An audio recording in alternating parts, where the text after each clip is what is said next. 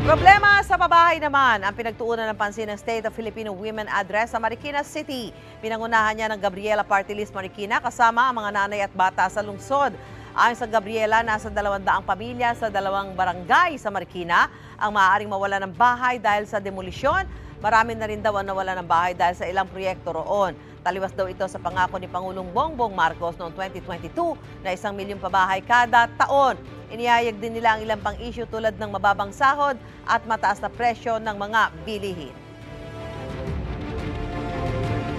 Mga kapuso, para una ka sa mga balita, mag-subscribe sa GMA Integrated News sa YouTube. Sa mga kapuso abroad, subaybayan niyo po kami sa GMA Pinoy TV at sa www.gmanews.tv.